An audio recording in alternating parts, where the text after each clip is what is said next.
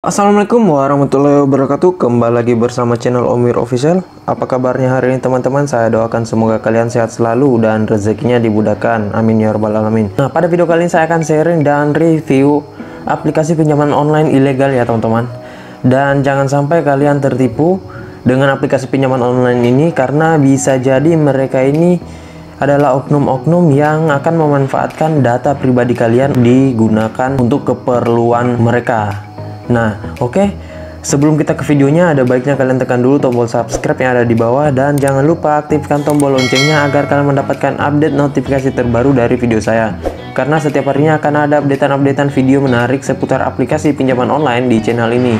Dan jangan lupa like videonya, kemudian share, dan jika ada yang kalian tanyakan langsung saja kalian ketikkan di kolom komentar.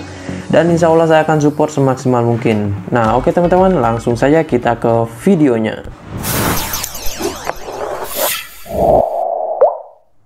Nah teman-teman, di sini video ini saya buat karena beberapa orang yang menghubungi saya melalui kontak DM Instagram menanyakan bahwa aplikasi Dana Bijak itu yang mana ya. Nah, di video saya sebelumnya saya melakukan peminjaman di Dana Bijak itu melalui website resmi di Dana Bijak ya, dan saya tidak menggunakan aplikasi Dana Bijak karena memang saya lebih suka melakukan pinjaman di website. Dan usut punya usut, ternyata aplikasi Dana Bijak tidak ada di Play Store ya teman-teman. Nah, di sini saya ketikkan Dana Bijak ya, dan yang muncul Dana Bijak yang ini. Nah, sehingga menimbulkan keraguan terhadap beberapa orang yang ingin melakukan peminjaman di Dana Bijak. Dan saya juga heran ya teman-teman, kenapa aplikasi ini mengatasnamakan Dana Bijak ya. Dan saya juga sudah mengkonfirmasi ke pihak customer service di Dana Bijak ya teman-teman. Nah, jadi di sini saya menanyakan kepada customer service Dana Bijak itu, saya menanyakan pada 4 April ya. Di sini saya menanyakan, "Halo Kak, mau nanya kok aplikasi Dana Bijak di Play Store ada 2 ya? Takutnya salah pilih, dan keduanya aplikasi tersebut logonya beda."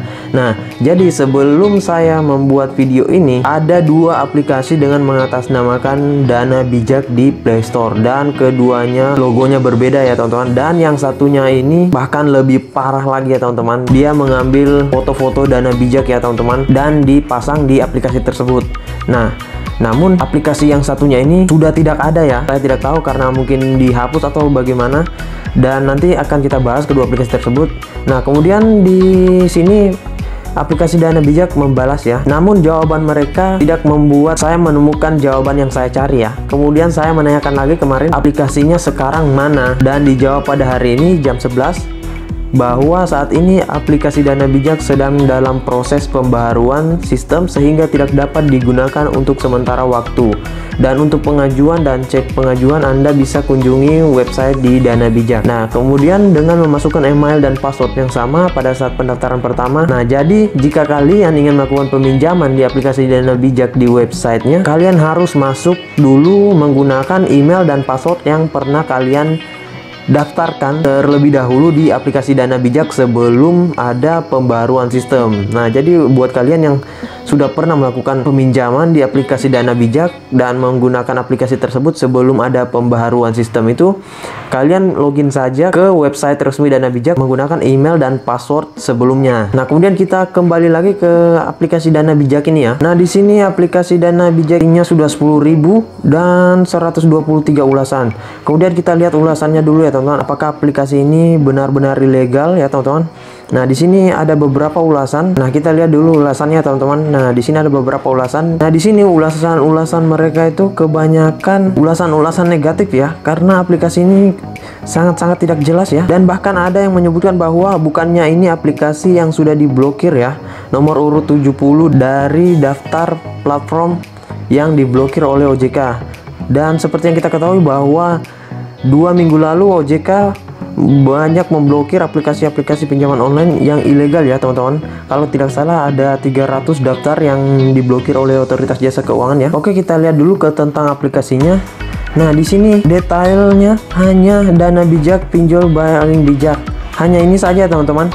Dan tidak ada detail yang mengatakan bahwa aplikasi ini terdaftar di Otoritas Jasa Keuangan. Nah, sebelum kalian melakukan pinjaman di aplikasi pinjaman online, kalian harus pastikan dulu aplikasinya itu terdaftar di Otoritas Jasa Keuangan. Nah, bisa dibilang Otoritas Jasa Keuangan ini menjadi barometer utama ketika kamu memilih pinjaman online terpercaya, karena dengan terdaftar di OJK artinya perusahaan telah memenuhi persyaratan sebagai perusahaan keuangan dan juga dapat dipertanggungjawabkan segala hal yang berkaitan dengan kerugian pengguna. Kemudian juga Otoritas Jasa Keuangan juga merilis 64 perusahaan fintech yang terdaftar secara resmi, dan juga kalian bisa mengeceknya di laman resmi Otoritas Jasa Keuangan ya teman-teman. Dan juga untuk aplikasi yang resmi itu biasanya dia transparan ya soal besar pinjaman dan biaya. Nah, di sini tidak ada sama sekali, dan ini hanya hasil screenshotan ya teman-teman. Kalian bisa lihat di atas ada icon-icon seperti ada di handphone ya. Nah, kemudian bahasa Inggris, dan ini hasil screenshotan semua ya teman-teman. Kemudian ratingnya juga tidak jelas. Nah, kemudian di sini diupdate pada 31 Maret 2020 dan ditawarkan oleh Let's Happy Fund. Nah, biasanya di sini untuk aplikasi pinjaman online itu ditawarkan oleh perusahaan-perusahaan ya teman-teman. Nah, di sini hanya ditawarkan oleh Let's Happy Fund dan sangat tidak jelas ya.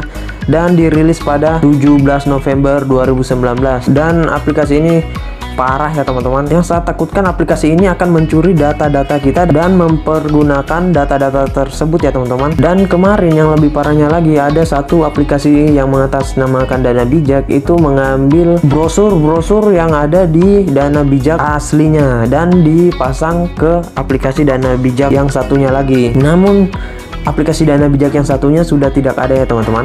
Saya tidak tahu apakah sudah dihapus, dan juga aplikasi ini tidak memiliki website resmi ya teman-teman yang memberikan info mengenai besaran pinjaman yang diajukan, kemudian besaran bunga dan bahkan denda. Dan sekalipun bunga yang dipatok itu besar, mereka tidak berusaha untuk menyembunyikan fakta tersebut. Namun di sini yang kita lihat tidak ada sama sekali penjelasan ya teman-teman, dan juga situsnya tidak ada ya. Jadi sebelum kalian mengunduh salah satu aplikasi pinjaman online, pastikan dulu versi websitenya dan lihat apakah ada tanda gembok ya teman-teman terkunci di sisi, biasanya di sisi kiri atas alamatnya ya. Dan kalian bisa melihat di pojok kiri layar komputer atau ponsel jika terdapat tanda gembok terkunci website ya, artinya website tersebut aman, dan ini tidak ada websitenya ya teman-teman. Kemudian customer service juga tidak ada ya. Terus kita mau menghubungi ke mana, dan kemudian juga syarat-syaratnya tidak ada ya teman-teman.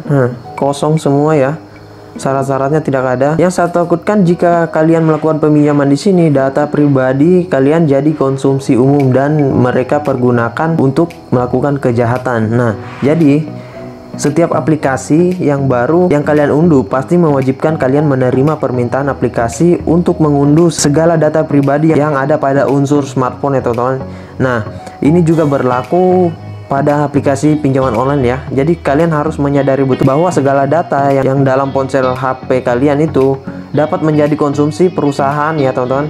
Dan selalu ada resiko penyalahgunaan data, sehingga kalian harus lebih berhati-hati lagi ya teman-teman dengan kemungkinan tersebut. Nah, di sini aplikasi ini berarti fix ya, aplikasi ini ilegal, dan untuk data yang kita masukkan di sini bisa disalahgunakan oleh oknum-oknum tertentu ya teman-teman agar mendapatkan keuntungan. Nah, jadi saran saya kepada kalian, jika ingin melakukan peminjaman dan memilih aplikasi yang tepat, kalian perhatikan dulu apakah sudah terdaftar di Otoritas Jasa Keuangan, kemudian apakah aplikasi tersebut transparan soal besaran dan pinjaman dan biayanya, kemudian apakah situsnya resmi, dan juga kalian pelajari situsnya dan perhatikan syarat-syaratnya. Dan selanjutnya, apakah aplikasi tersebut memiliki customer service yang bisa dihubungi, dan juga kalian harus memperhatikan juga ulasan-ulasan orang-orang yang sudah pernah melakukan peminjaman di aplikasi ini ya. Saya rasa itu saja yang dapat saya sampaikan kali ini ya teman-teman. Dan buat kalian yang ingin melakukan peminjaman di aplikasi pinjaman online, harap berhati-hati lagi ya teman-teman, karena sekarang ini banyak aplikasi-aplikasi pinjaman online ilegal yang berada di Play Store ya teman-teman, dan itu sangat membahayakan dan merugikan kalian sendiri. Nah, oke teman-teman, semoga video kali ini bermanfaat, dan buat kalian yang belum subscribe, silahkan tekan dulu tombol subscribe yang ada di bawah, dan jangan lupa aktifkan tombol loncengnya agar kalian mendapatkan update notifikasi terbaru dari video saya. karena di setiap harinya akan ada updatean video menarik seputar aplikasi pinjaman online di channel ini. Dan jangan lupa like videonya, kemudian share, dan jika ada yang kalian tanyakan langsung saja kalian ketikkan di kolom komentar ya teman-teman. Nah oke teman-teman, sampai berjumpa lagi di video-video saya selanjutnya. Bang.